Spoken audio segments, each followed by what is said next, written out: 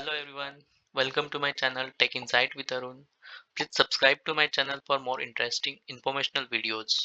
In previous video, we saw how can we create or set up AWS account. Okay, so now in today's session, we'll discuss how can we create S3 bucket and how can we upload a new CSV files to the S3 bucket. So let's quickly log into your AWS console and you can search S3 here and you will get this S3 storage in the cloud.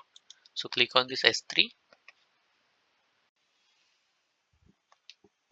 Okay, now here we are getting option to create a new bucket. So just click on the create bucket and we need to fill few required details. So you can give a name to your bucket. Let's say a test bucket.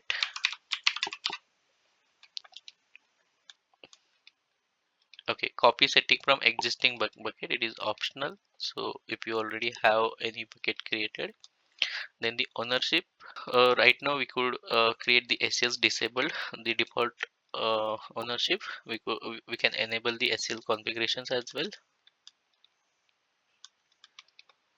Okay, so all other settings you can keep by default and just click on the create bucket. Okay, so test bucket is a very common name. It must be already present. Test bucket, so we can create Arun test bucket.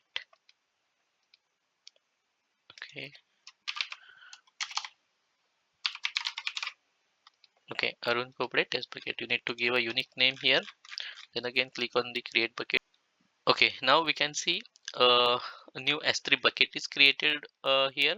So if you click on this S3 bucket, we can see okay number of like all, all the details around that. If we have any files added to this S3 bucket, it will be listed here.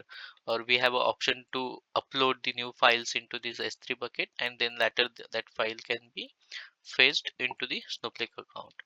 Now let's quickly upload one sample file here. So add file, and let's say I'm adding the product.csv file here. The destination is your the newly created S3 bucket, and just click on the upload button.